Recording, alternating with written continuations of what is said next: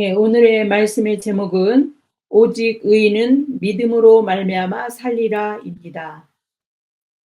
제가 이제 그 로마서를 나가면서 이제 그 여러분들은 자신이 믿는 믿음이 크기가 어떠하든지 상관없이 자기가 믿는 믿음에 대한 확신을 구체적으로 이 로마서를 통해서 얻을 수 있을 것이라고 저는 확신합니다.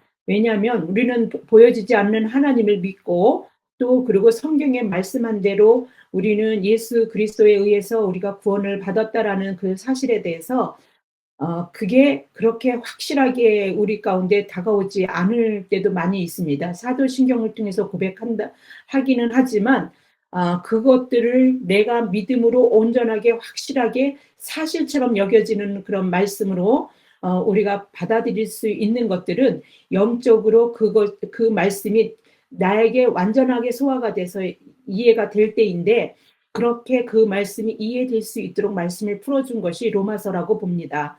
그래서 로마서를 통해서 우리는 그 온라인으로 예배를 드리고 성경 공부가 없기 때문에 성경 공부처럼 말씀에 의도되어져 있는 말씀을 잘 풀어주고 말씀에 관계되어서 그냥 거기에 더 다른 살을 많이 붙이지 아니하고 그 의도된 말씀을 여러분에게 잘 전하되 그것들이 성령이 역사하셔서 여러분 속에서 이제 그 말씀 자체가 실제가 되고 그 믿음으로 살아갈 수 있는 여러분이 될 수 있는 바람으로 말씀을 전하겠습니다.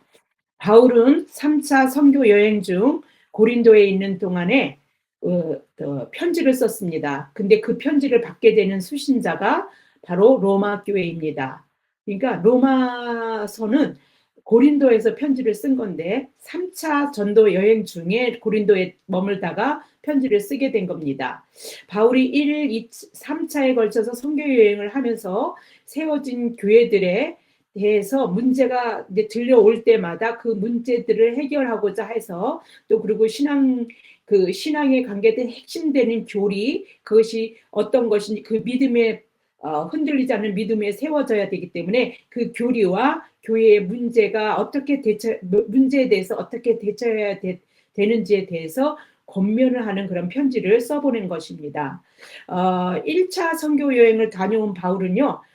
그 교회가 1차 선교 여행지에 그 중에 세워진 교회들을 향해서 그의 권위를 의심했던 사람들이 있는데 그들에게 기독교 자유 대현장이라고 평가를 받는 갈라디아서를 써보냈습니다. 그리고 2차 선교 여행 중에는 고린도에서 있으면서 데살로니가 전후서를 써보냈어요. 3차 선교 여행 중에는 에베소의 그 두란노 서원에 머물면서 고린도 전서를 써보냈고 마케도니아에서는 고린도 후서를 이렇게 써보냈습니다. 그가 선교 여행 때 세워진 교회들의 문제가 들려올 때마다 그 문제를 바로잡고 올바른 그가 그 교회로 갈 수가 없는 상황이니까 편지로서 문제를 바로잡고 올바른 그 믿음으로 교회가 든든히 서기를 그 바라는 마음으로 서신서들을 썼는데 그것과는 달리 로마서는 전혀 다른 상태에서 쓰여진 것입니다. 왜냐하면요, 로마 교회는 바울이 선교 여행 중에 세운 교회가 아니었기 때문입니다. 로마 교회가 누구에 의해서 언제 또 어떻게 세워졌는지는 사도행전에 나와 있지 않아요.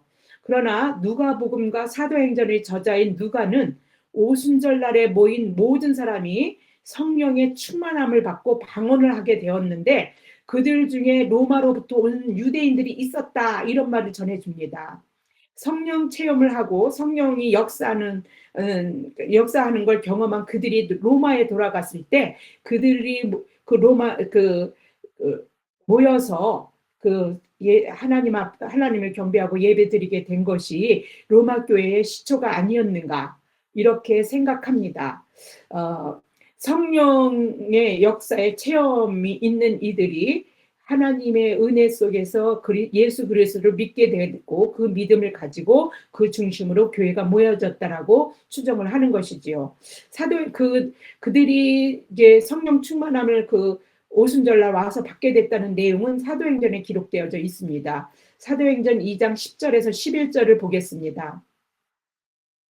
부르기아와 밤빌리아 애굽과 구레네에 가까운 리비아의 여러 나라의 여러 지방에 사는 사람들과 로마로부터 온 나그네 곧 유대인과 유대교에 들어온 사람들과 그레데인과 아라비아인들이라 우리가 다 우리의 각 언어로 하나님의 큰 일을 말함을 듣는도다 하고 성령 체험을 듣게 됐는데 그들을 언급하는 중에 유대인과 그다음에 여기 보면은 그러니까 여러 지방에 사는 사람들과 로마로부터 온 나그네 곧 유대인들, 로마에 살고 있는 유대인들이 왔다는 겁니다. 그래서 성령 체험을 받게 됐다라고 이렇게 언급하고 있는 것입니다. 바울이 로마서를 썼을 당시 로마 교회는요, 구성원이 소수 유대인들이 돌아가서 그 교회를 세웠는데 소수 유대인들과 대다수 이방인들로 구성되어져 있는 상태였습니다. 오순절 성령의 충만함을 받고 예수 그리스도를 구주로 영접한 유대 기독교인들이 로마로 돌아가 로마 교회를 구성은 했지만 AD 49년에 글라우디우스 황제가 예수가 그리스도라고 주장하는 클레스투스에 대한 유대인들 사이에 다툼이 일어났고 거기에 막 화가 나서 분해가지고 모든 유대인들을 추방시켰어요. 그래서 로마에서 떠날 것을 요구하는 바람에 그런 칙령을 발표해서 반포를 해가지고 사실상 로마 그 유대인들이 전부 다 떠나게 됐어요. 그래서 그 로마 교회는 자연스럽게 유대인 크리스천들이 없이 이방 교회가 되어버린 거죠. 그래서 그 바울이 편지를 쓰는 그 당시 3차 여행 중에 썼으니까 한참 지난 다음에 이제 편지를 쓰게 된 로마 교회 편지를 쓰게 된 당시에는 그 구성원들이 이제 역전돼 가지고 소수 유대인들이고 대다수가 이방인이 되는 그런 상태가 된 것입니다. 바울이 로마서를 썼을 그쯤에 유대인들이 이제 로마서로 다시 돌아가는 것이 허락되었지만요. 로마의 교회는 이미 이방인들이 돌아간다 하더라도 주도하고 있었고 교회가 그런 주도하는 이방인들이 주도하는 교회가 돼버렸고 그러다 보니 로마 교회는 소수 유대인과 대다수의 이방인으로 되어져 있는 것입니다.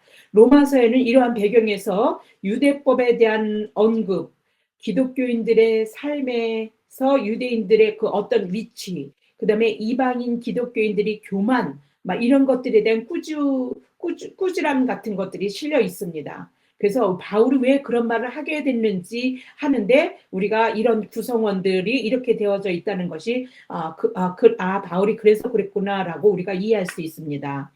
오늘 성경 본문에서 바울은 방문한 적도 없는 로마에 복음이 전파되었다는 말을 듣고 얼마나 기뻐했는지 모릅니다.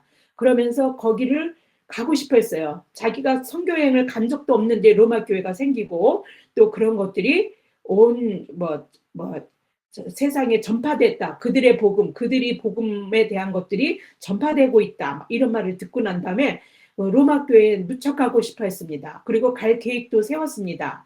그래서 그런데 자꾸 막히게 됐어요. 그래서 그 마음을 로마서에 보면 오늘 본문에도 있지만 로마 교인들에게 그 마음을 전합니다. 내가 얼마나 가고 싶어 했는지 모른다 하는 마음을 전합니다.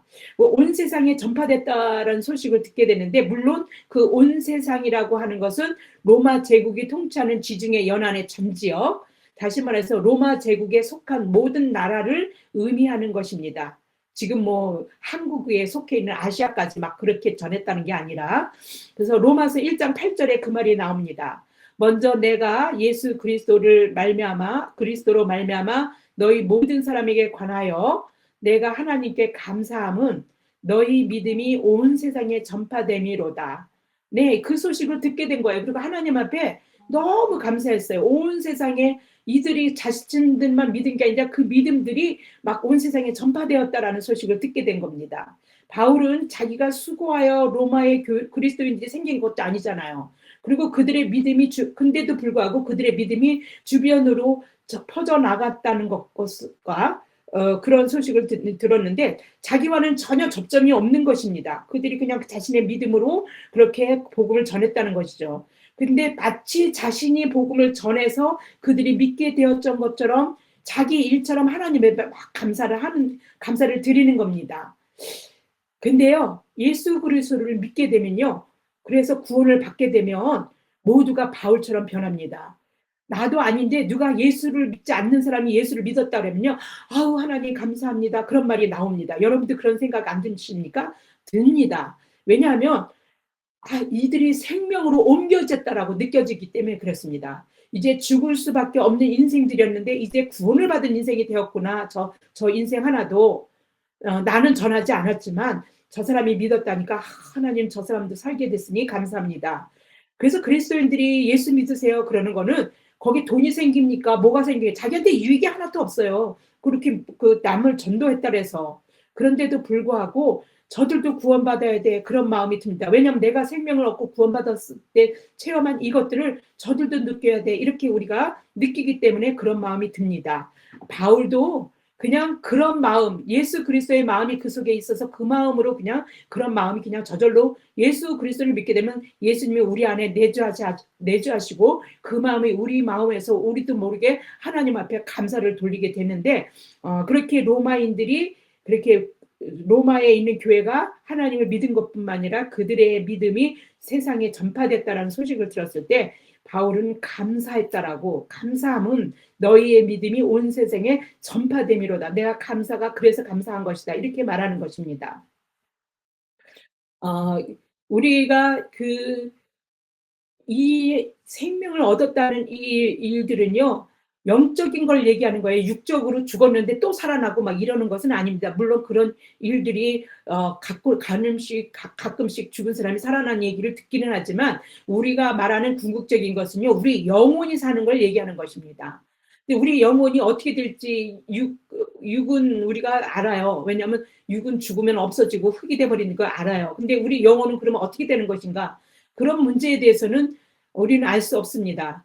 그런데 성경에서는 그 영혼을 구원시키려고 예수님이 오셨다는 겁니다. 영혼만 구원되는 게 아니라요. 예수 그리스도를 믿으면은 육도 부활됩니다. 그러니까 이 얼마나 놀라운 사실입니까? 이 사실을 나는 이제 이사 알아서 그 믿음으로 내 영혼은 그렇게 구원받고 내 육도 죽은 후에 이 땅에서의 삶이 끝이 아니고 천국에서 영원히 내가 하나님과 함께 살 수 있는 어떤 이런 길이 그 길을 예수님이 임을 통해서 하나님이 열어놓으셨다. 이것만으로도 얼마나 그 사실이 사실로 내가 여겨진 게 믿음입니다. 근데 아직 믿음이 연약한 거는 그런 게 사실로 여겨지지가 않을 때입니다.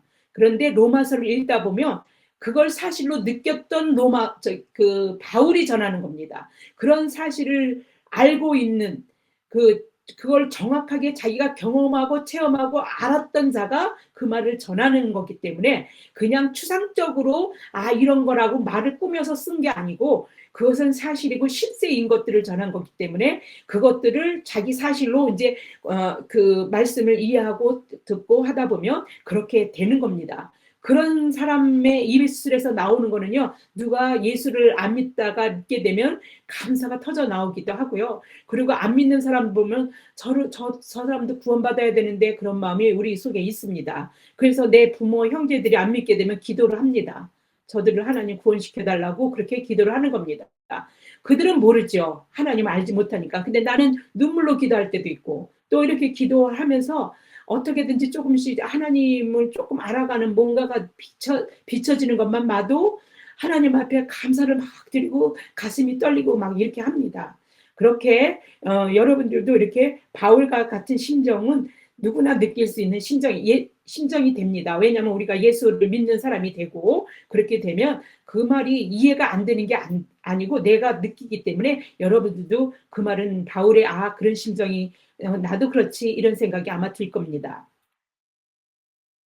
하나님의 아들 예수 그리스도를 믿는 믿음 안에서 살아가는 자들 안에 그리스도가 사시고 계시기 때문에 사람들이 복음을 듣고 영생을 살게 되는 일은요. 그냥 우리가 강 건너 불구경하듯 남의 일 같지 그렇게 생각하는 게 아니라 하나님의 일이고 하나님의 천국 잔치에 참여하는 즐거움, 기쁨 그런 것들을 느끼게 됩니다. 이 세상이 줄 수 없는 그런 기쁨이 있습니다. 세상은 절대 이해할 수 없는 기쁨입니다. 남이 뭐 구원받는데 내가 왜 기뻐? 그게 아니라 그냥 그것이 나에게 기쁨으로 하나님이 막 전가돼서 들어와서 하나님 감사합니다. 그리고 막 그렇게 됩니다. 저절로 감사가 일어나는 겁니다. 바울은 복음 전파에 대하여 이렇게 말합니다. 빌립보서 1장 15절에서 18절입니다. 어떤 이들은 투기와 분쟁으로, 어떤 이들은 착한 뜻으로 그리스도를 전파하나니 이들은 내가 복음을 변증하기 위하여 세우심을 받은 줄을 알고 사랑으로 하나 그들은 나의 매임의 괴로움을 더하게 할 줄로 생각하여 순수하지 못하게 다툼으로 그리스도를 전파하느니라. 그러면 무엇이냐? 거칠애로 하나 참으로 하나 무슨 방도로 하든지 전파되는 것은 그리스도니 이로써 나는 기뻐하고 기뻐하리라. 어떤 식의 방법과 수단 그런 거는 상관이 없어요. 예수 그리스도를 누가 믿고 살아나기만 하면 자기는 기쁘다는 거예요. 그냥 전파가 될 수만 있다면. 왜냐하면 그게 그 사람을 사는 길이고 그런 일에서 기뻐진다고 이렇게 얘기하는 겁니다.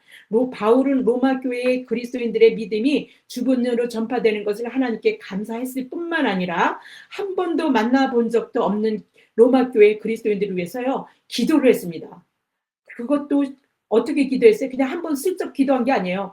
항상 쉬지 않고 기도했습니다. 로마 교회 그리스도인들은요 바울이 자신들을 위해서 쉬지 않고 기도했다는 걸 알았을까요? 그들은 아마도 로마서를 받아보기 전까지는 전혀 몰랐을 것입니다. 여러분들도 여러분들을 알지 못하는 사이에 누군가 여러분들을 위해서 기도한다는 사실을 아십니까? 제게도 제가 매일 기도하는 사람들이 있습니다. 어떤 이들은요, 제가 자신들을 위해서 기도하고 있는 사실 자체를 모를 수도 있습니다. 왜냐하면 그들과 저는요, 전혀 상관이 없어요. 그냥 제가 아는 집사님이 어떤 사람이 너무 아픈 상태에 있다라고 듣게 되면 이름을 물어보고 집에 와서 제가 그 사람 이름을 부르면서 기도를 하게 되거든요. 그리고 그 사람은 나랑 어떤 집사님을 거쳐서 들은 소리니까 전혀 접점이 없는데 저는 그 사람을 위해서 기도를 하고 있거든요. 이렇게 제가 기도하는 사실을 전혀 모를 수 있습니다. 제가 기도하는 사람들 중에는요, 저와 전혀 상관이 없는 사람도 있고요. 오래전에 알았지만 저한테 연락하지 않고 저랑 연락을 서로 주고받지 않는 사이일 수도 있고요. 심지어는요, 저한테 굉장히 나쁘게 한 사람들도, 악연으로 얽혀져 있는 사람들도 있는데 그들을 위해서 저는 기도를 하고 있습니다. 제가 누군가를 위해 기도하지만 누군가는 저를 위해 기도할 것입니다. 이것은 세상에 없는 하나님의 자녀들만 누리는 복이고 믿음의 능력이기도 합니다. 누군가에 의해 누군가의 기도에 의해서 하나님이 우리에게요 위로와 힘이 되어 주십니다. 어려움을 딛고 일어설 수 있게 하십니다. 제가 믿음이 어렸던 그런 시절에 너무도 고달프고 살기가 힘들어서 지쳐 있고 굉장히 거의 그냥 쓰러질 것 같은 그런 삶이 있었습니다. 그럴 때요 복음성가에서 이런 소리가 울려 나옵니다. 누군가 널 위하여 누군가 기도하네. 뭐 저는 노래를 잘 모르는데 누군가 날 위해서 기도해? 그러면서 내가 홀로 외로워서 마음이 무너질 때 누군가 널 위해 기도한다라는 노래가 막 흘러나옵니다. 그 구절을 듣고요. 하염없이 울었습니다. 아, 나 혼자 아니구나. 내가 이렇게 혼자 힘들어하는 게 아니라 나의 이 힘들 때 일어나라고 나를 기도해 주는 사람이 있구나. 이 생각이 제게 큰 위로와 힘이 되었습니다. 바울은 로마 교회에 가기를 간절히 원했습니다. 그가 그렇게 간절히 원한 것은 신령한 은사를 나눠주어 믿음을 견고하게 하여 피차 안위함을 얻고자 해서라고 바울은 말합니다. 로마서 1장 10절에서 12절입니다. 어떻게 하든지 이제 하나님의 뜻 안에서 너희에게 나갈 좋은 길을 얻기를 구하노라. 내가 너희의 보기를 간절히 원하는 것은 어떤 신령한 은사를 너희에게 나누어 주어 너희를 견고하게 하려 함이니 이는 곧 내가 너희 가운데서 너희와 나의 믿음으로 말미암아 피차 안위함을 얻으려 함이라. 네, 안위한다라는 거는 피차 격려해 주기는 거를 격려를 받고 격려를 해주기를 원했다라는 뜻인데 바울이 로마 교인에게 나눠주려고 했던 신령한 은사 이것은 고린도전서 10장 8절에서 10절에 나오는 은사가 있거든요. 어떤 사람에게는 성령으로 말미암아 지혜의 말씀을 어떤 사람에게는 같은 성령을 따라 지식의 말씀을 어떤 사람에게는 같은 성령으로 믿음을 어떤 사람에게는 한 성령으로 병 고치는 은사를 어떤 사람에게는 능력 행함을 어떤 사람에게는 어떤 사람이 예언을 함을, 어떤 사람에게는 영을 분별함을, 어떤 사람에게는 각종 방언함을, 어떤 사람에게는 방언을 통역함을 주시나니, 이런 은사가 언급되는데 그 같은 은사는 아니에요. 바울이 말하는 것은 여러분들이 은사에 대해서 좀 알으라고 제가 지금 이 말을 한 것이고요. 여기서 신령한 은사를 나눠주겠다라고 하는 바울의 은사는요, 로마서 15장 29절에서 로마 교회에 갈 때에 그리스도의 충만한 복을 가져가겠다 이렇게 말하거든요. 이 충만한 복, 그리스도의 충만한 복, 영적인 축복, 이것을 의미한다고 볼 수 있습니다. 고린도 전서에 나오는 신령한 은사들, 그런 것들이라기보다 그 하나님의 영적 축복을 가지고 가겠다라고 말하는 것인 거죠. 바울은 그리스도의 충만한 복을 이미 받은 사람이고 그걸 누리는 사람입니다. 그 자기가 받은 그 복을, 누리고 있는 그 복을 나눠주겠다는 겁니다. 그래서 그렇게 이제 가면은 그렇게 하겠다 이렇게 얘기합니다. 그리스도의 영적인 축복을 누리는 사람은 그 복이 얼마나 좋은지 사람들에게 알게 하고 싶어집니다.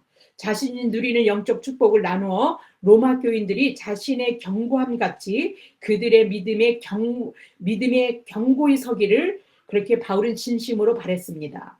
왜냐하면 하나님의 영적 축복은 하나님을 경험할 수 있기에 믿음이 더욱 견고해지기 때문입니다.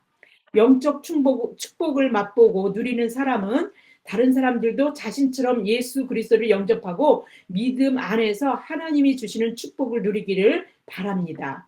바울이 아그리빠 왕 앞에서 결박된 것 외에는 나와 같이 되기를 하나님께 원한다라고 말한 것처럼 당당하게 말했죠. 그것도요. 저도 사람들에게 예수 그리스도를 구세주로 영접하고 꼭 나와 같이 되기를 원합니다. 그렇게 말하고 싶습니다.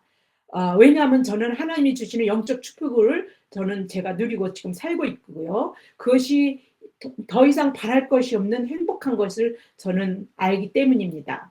여러분도 저처럼 바울처럼 하나님의 영적 축복을 누리시기를 축원합니다. 바울은 자신을 빚진 자로 복음을 전하기를 원했습니다. 자신 자체를 빚진 자라고 말합니다.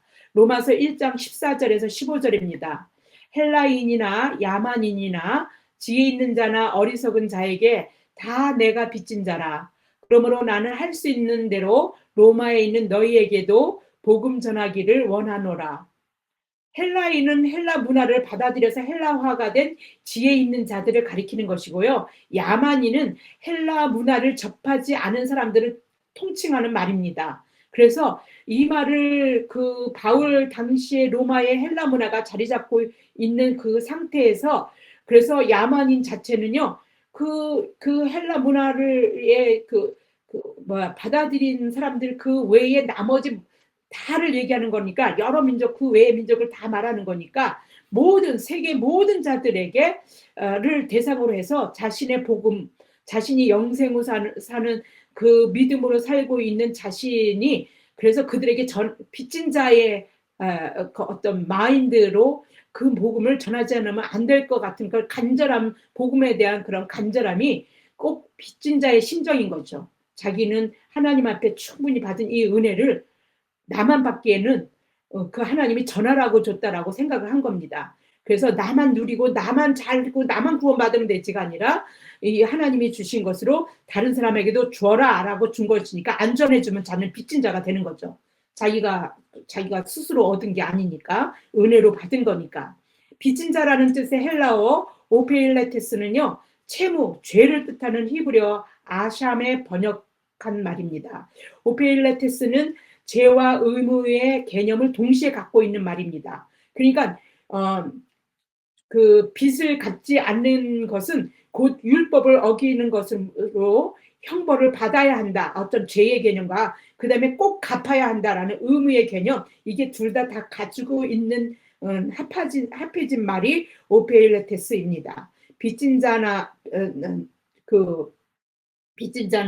고린도서 9장 16절에 만일 복음을 전하지 아니하면 내가 화가 있을 것이로다라고 말하는 말은 사실 같은 맥락에서 바울이 자신을 말하는 것인데, 이렇게 빚진 자, 여러분들이 복음을 받아들였고 구원 받았습니까?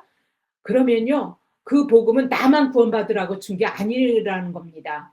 그래서 여러분들이 그냥 자신이 가만히 있으면 자신은요, 이미 자신은 구원을 받았기 때문에 빚진 자예요. 하나님 앞에. 그래서 어떻게 해야 되니까 그 빚을 갚으려면 그 빚을 다른 사람에게 전해야 되는 겁니다. 복음을 들은 우리 모두는요, 어, 빚진 자입니다. 그래서 복음을 반드시 전해야 되는 빚진 자라는 걸 잊지 마시기 바랍니다.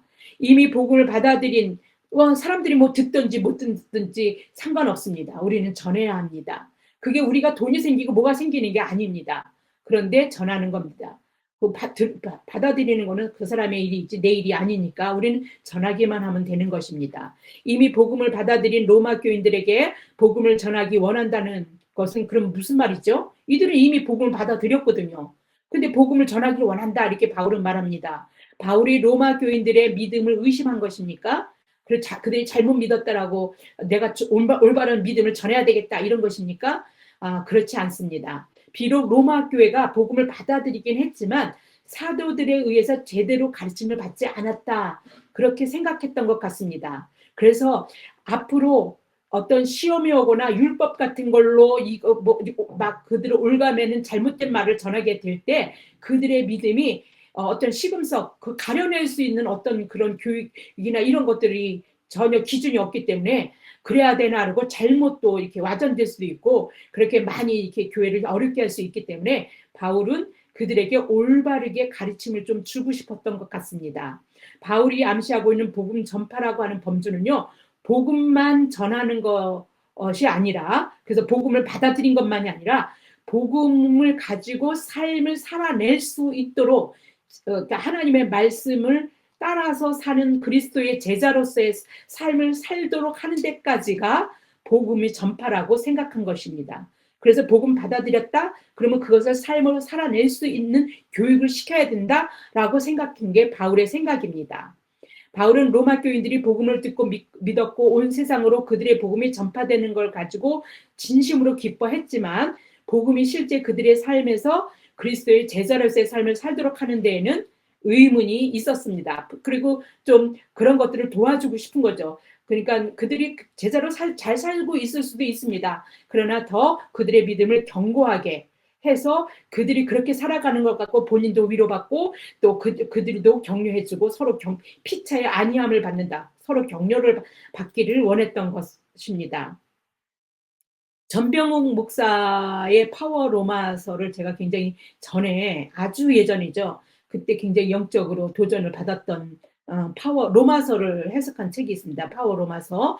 거기서 복음에 대해서 전병욱 목사가 이런 말을 했습니다. 나를 내 속에서 역사하는 복음이요. 내가 생명을 걸고 확신하는 복음이요. 내가 체험한 복음입니다. 예, 복음이 체험이 되어서 그것을 살아내고 이 목숨도 아깝지 않은 거예요. 내가 이제 영원히 살 수 있다라는 그 길을 열어 주셨고 그 상황 속에서 우리는 살게 됐기 때문에 구원을 받은 삶으로 살았다는 거기 때문에 그래서 이렇게 얘기했는데 이게 그래 그 복음이 이런 거지 날 변화시켰지 그래 날 속에서 역사하고 있지 그래 내가 생명을 걸고도 확신을 가지고 이 복음을 나는 전할 수가 있는 자지 왜냐하면 나는 체험한 자고 이런 게 딱 느껴지는데 그 말이 딱 전병훈 목사도 파워 로마서에 그렇게 적었더라고요. 본인도 그렇게 체험을 했기 때문에 그렇게 적었을 것입니다. 그래서 제가 그 말을 좀 따왔습니다. 여러분들에게 이런 복음이 나한테 이런 것이라고 고백할 수 있기를 축원합니다. 바울이 믿고 있는 복음은 자신이 이미 몸으로 체험한 복음입니다. 그는 복음이 체득되어서 말뿐이 아닌 그냥 자기는 경험도 안 했는데 그냥 이런 말이 좋다라고 그냥 말만 허세만 있어서 말만 그냥 전한 게 아니랍니다. 복음에 대해서 모든 것이 이미 자기의 삶을 통해서 능력으로 검증된 그런 말씀을 선포했습니다. 그래서 그 능력을 로마 교인들에게 함께 나누고 싶은 겁니다. 그래서 그냥 말씀을 듣고 좋은 말씀 이게 아니라 그 말씀이 그 사람의 삶에서 능력으로 행사될 수 있는 것들을 그들이 경험하고 살게 해주고 싶었던 것입니다. 그래서 바울은 그 누구보다도 복음의 능력에 대한 확신을 가지고 있습니다. 로마서 1장 16절을 보겠습니다. 내가 복음을 부끄러워하지 아니하노니 이 복음은 모든 믿는 자에게 구원을 주시는 하나님의 능력이 됨이라. 네, 이게 경험되지 않으면서 이 말을 쓸 수는 없지 않습니까? 바울이 이렇게 말한 것입니다. 그러니 이 복음을 전하고 싶은 거예요. 빨리 바울 이게 능력으로 행사될 수 있는 데까지 그리스도의 장성한 분량에 이르는 그런 믿음으로 이들이 자라날 수 있도록 가서 좀 확신을 가지고 말해주고 싶었던 것이죠. 로마 바울은 3차 선교 여행 중에 고린도에서 있는 동안에 로마서를 썼다 그랬잖아요. 그게 그가 바울이 예수를 그리스도를 믿고 1, 2차 선교 여행을 하면서 복음을 전했고 교회가 세워지고 이렇게 하고 나서 거의 25년이 지난 다음입니다. 그러니까 25년 동안을 복음을 전파한 사람이에요. 많은 교회가 세워졌고요.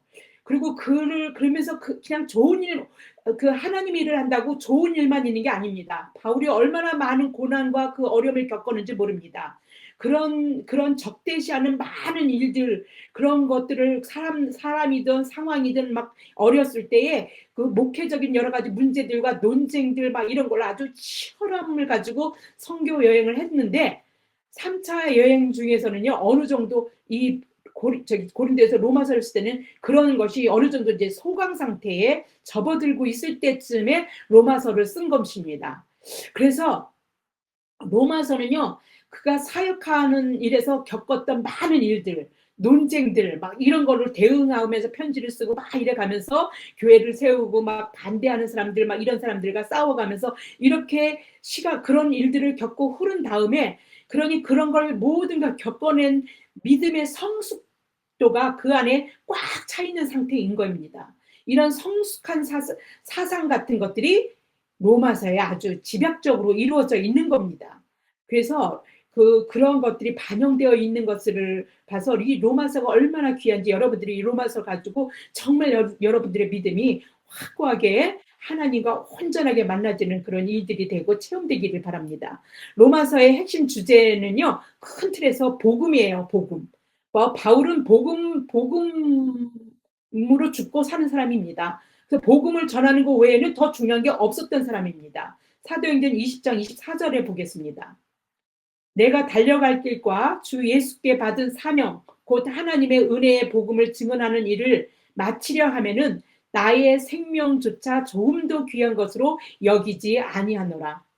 그는요, 복음 전파하는 것에 미친 사람이에요. 미쳤다는 소리까지 들은 사람입니다. 그래서 고린도후서에 이런 말을 합니다. 고린도후서 5장 13절입니다. 우리가 만일 미쳤다라고 사람들이 그러니까 복음 전파하는 사람들에게 미쳤다라니까 우리가 만일 미쳤어도 하나님을 위한 것이요 정신이 온전하여도 너희를 위한 것이니 복음 전파하는 일은 이런 일이라는 겁니다. 이렇게 바울은요 로마 교인에게도 복음 전하는 걸 원한다라고 말하면서 그 이유를 복음을 부끄러워하지 않기 때문이라고 그렇게 말하고 복음 그 머릿속에는 복음뿐이 없습니다. 로마서 5장 1장 15절에서 16절을 그 얘기를 다시 한번 해석해 보겠습니다.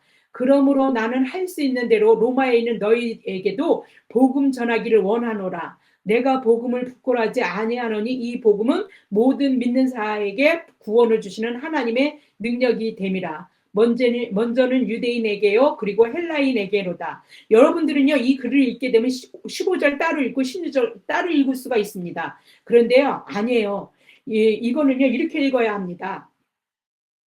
16절 원문에 그 접속사가 for라는 영어로 보면 영어에는 for예요. for는 because 왜냐하면 이유를 말하는 원문이 거로 되어져 있습니다. 그래서 이걸 다시 해석하면 내가 로마에 있는 너희들에게 복음을 전파하기를 간절히 원하노라. 이게 15절이죠. 근데 왜냐하면 나는 복음을 부끄러워하지 아니하기 때문이다. 그래서 전한다. 이런 겁니다.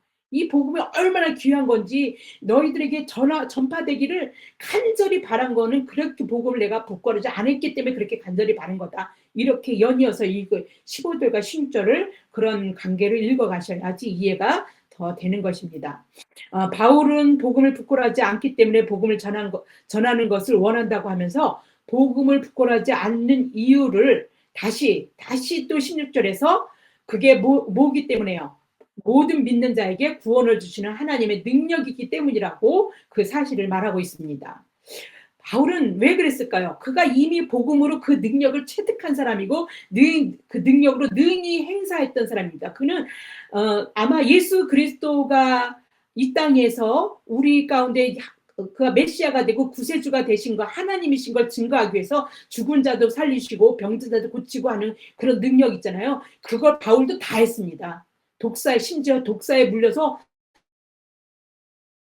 그 현지인이 독사에 물리면 그 죽는다는 걸 뻔히 아는 그 독사에 물렸는데도 독사 털어내고 아무 일도 없게 하고요. 그러니까 그런 능력, 우리는 그 신기한 능력이 아닙니다. 오늘 하루요, 여러분들이 예수 그리스도를 믿는 것 때문에 우리 사는 내일이 불안하지 않고 평안을 느낄 수 있는 이것도 기적입니다. 이런 기적이 우리에겐 능력이라는 말입니다. 이거를 그는 이미 체득하고 이렇게 살았던 사람입니다. 그리고 그걸 어떻게 말합니까? 먼저는 유대인에게요, 그리고 헬라인에게로다. 그러니까 그는 유대인에 대해서 애착이 많습니다. 유대인들이 자기를 적대시하고 그리스도를 전하는 것들에 대해서 늘 따라다니면서 그를 괴롭게 했는데, 그래도 유대인들이 믿었으면 좋겠죠. 이것이 그 유대인들이 받아들이지 못해서 그가 이방인에게 전하긴 했지만, 그래서 유대인과 헬라인을 다 아우르는 말이 그리스도인, 먼저는 그리스도인이요, 그 다음엔 비그리스도인이다라고 말하는 말이라고 보니까 모든 사람이 다 이 능력이 예수 그리스도를 믿고 그렇게 되기를 바란다는 거죠. 그래서 누구에게나 믿는 자에게 구원을 주시는 하나님의 능력을 덧입게 되기를 그가 바란다, 원한다. 그렇게 하나님만 믿게 되면 그렇게 된다라는 걸 너무도 잘 알았기 때문에 이걸 전하고 싶었던 겁니다. 그래서 로마서의 큰 주제의 큰 틀은 그냥 복음이라는 걸 살아도 복음, 죽어도 복음, 그 전하고자 했던 바울은 무조건 복음입니다. 왜냐하면 그것이 살 길이기 때문에. 그런데 그 주제를 좁혀 들어가서 우리가 실생활에서 살아가는 일에 있어서의 핵심되는 단어, 문구를 우리가 보자면, 하나는 이신칭의, 즉 믿음으로 의롭다 하심을 얻는다이고요. 또 하나는요, 그리스도 안에 라는 뜻의 in Christ입니다. 저도 제 아이디가요, 제가 영어 이름이 그레이스인데, Grace in Christ, 저기 지저스 이렇게 되어져 있거든요. 예수 안에 이런 거거든요. 그리스도 안에, 이 말이 로마서의 아주 핵심 주제를 잘 드러낼 수 있는 말입니다. 바울의 핵심 사상인 이신칭의가 로마서 1장 17절에서 언급됩니다. 그 로마서 1장 17절에 복음에는 하나님의 의가 나타나서 믿음으로 믿음에 이르게 하나니 기록된 바 오직 의는 믿음으로 말미암아 살리라 함과 같으니라. 믿음으로 의로워진다라는 이신칭의의 개념은요, 하나님의 의에 대한 걸 이해할 때만 가능해요. 우리가 구원받는다는 것도 하나님의 의를 이해할 수 없으면요, 우리가 우리가 무슨 죄인이야? 그리고 우리가 왜 죄인이라고 말해야 되고 왜 구원을 받아야 된다고 말해? 그냥 사는 거지. 그냥 태어나서 살면 되는 거지. 그게 무슨 말이야? 저 사람들이 그냥 말하는 말이지. 저들이 주장하는 말이지. 이렇게 그냥 그래서 세상 사람들 그렇게 이해하는 거예요. 그러니까 왜냐하면 하나님의 의를 이해하지 못하기 때문입니다. 근데 하나님의 의는요, 하나님의 속성 중에 하나예요. 하나님의 의를 우리 이해하려면요, 공의. 하나님의 의의 속성 중에 하나가 공의거든요. 하나님의 의는요, 하나님으로부터의 나오는 의이고요. 그래서 하나님 외에 그 어떤 것으로부터도 의로워질 수 없습니다. 그러니까 하나님의 공의는요, 죄를 갖다가 하나님이 죄와 함께 공존할 수 있는 게 아니에요. 빛과 어둠이 섞일 수 없는 것처럼 하나님의 공의는 죄가 없다 이렇게 할 수 없는 거거든요.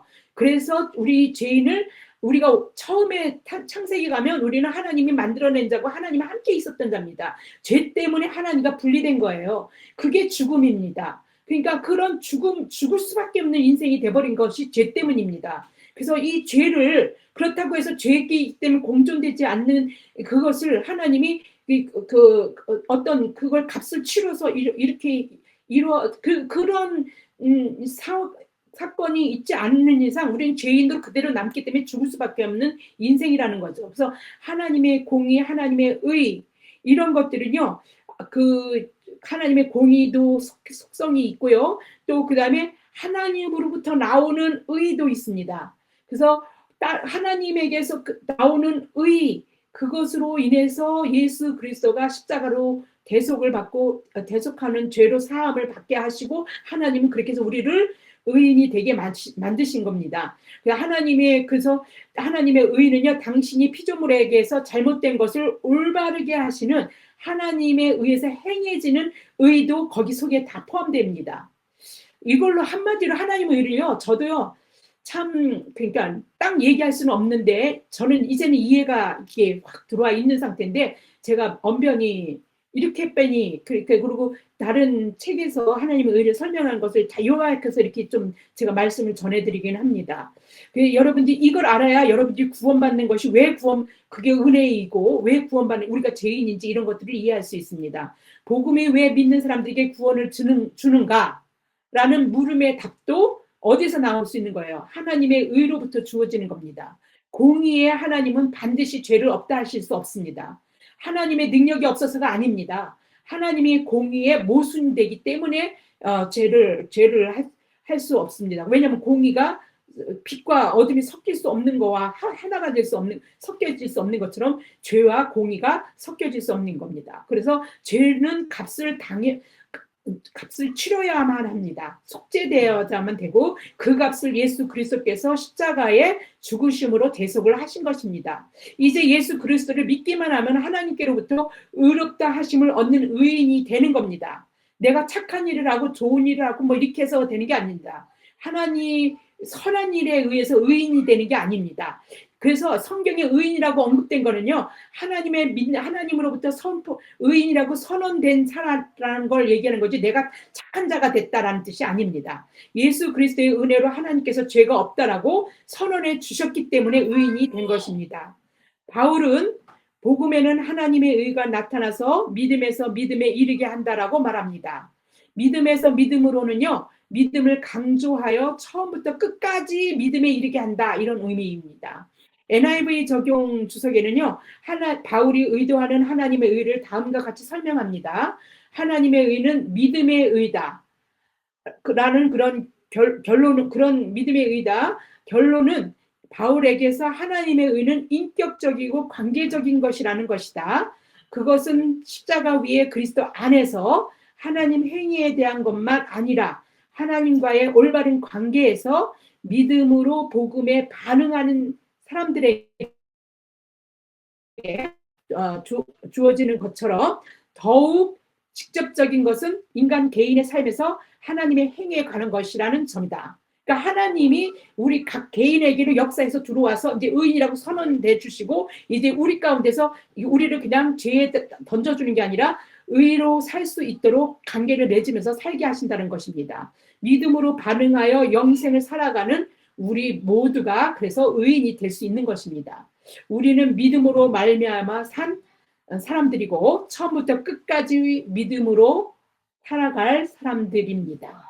기도하시겠습니다. 참 좋으신 하나님 아버지, 세상은 우리에게 떡으로만 살아가는 것이라고 말합니다. 그러나 주님은 세상에 오셔서 사람이 떡으로만 살 것이 아니라 하나님의 말씀으로 사는 것이라고 가르치셨습니다. 구세주 예수 그리스도의 은혜로 하나님으로부터 의롭다 하심을 얻은 의인으로 불리우는 우리는 오직 믿음으로 말미암아 사는 것임을 말씀으로 깨닫게 하여 주신 아버지 하나님께 감사를 올려드립니다. 믿음으로 영생을 누리는 삶을 살 수 있도록 성령님 내주하시고 우리 가운데 우리를 주장하여 주시고 우리를 인도하여 주시옵소서. 이 모든 말씀 우리 주 예수 그리스도 이름 받들어 감사하며 기도드립니다.